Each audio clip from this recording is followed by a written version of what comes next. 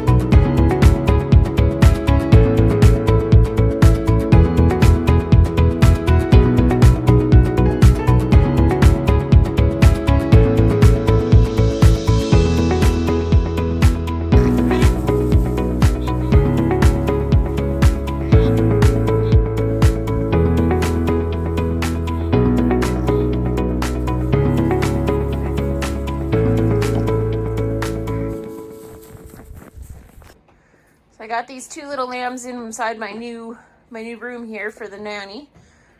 And you can see she's eating. She's picking through and kind of picking what she wants, which is good because yesterday she wouldn't eat at all. So what I've been doing with her is neither one of these will accept artificial milk. They flat out refuse. So I do electrolyte therapy, and then I also leave some electrolytes in a little dish in here, plus their pail of water. It's like they drank an inch out of that pail of water since about 6 hours, I guess. So she's eating. She's still not out of the woods.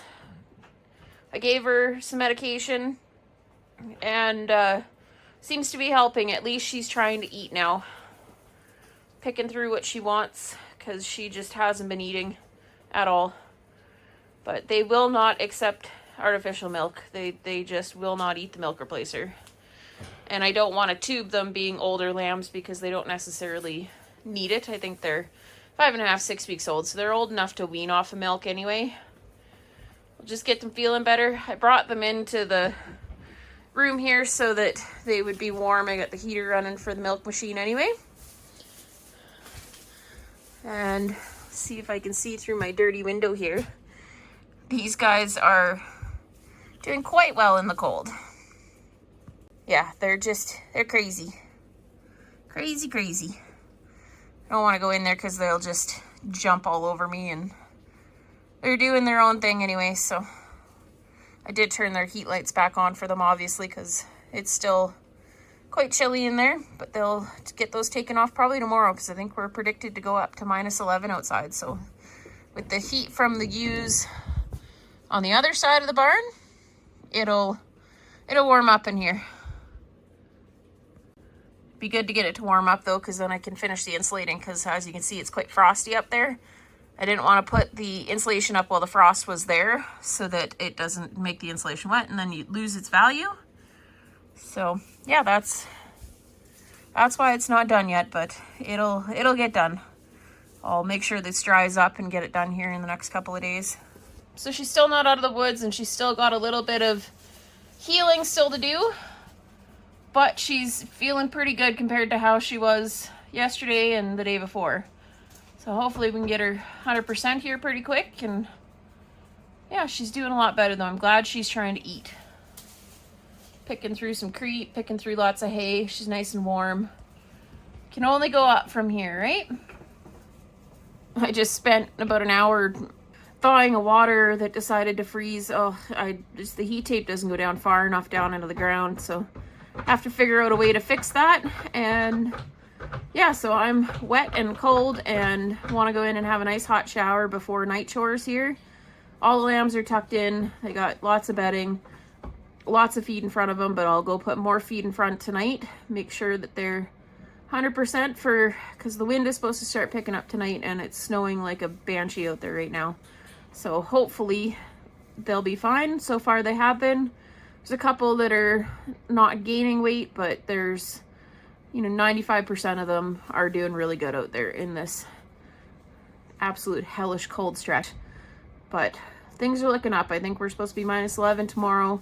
And yeah, I just cannot want to wait for it to warm up a little bit. But anyway, thanks for watching, and we'll see you in the next one. Bye.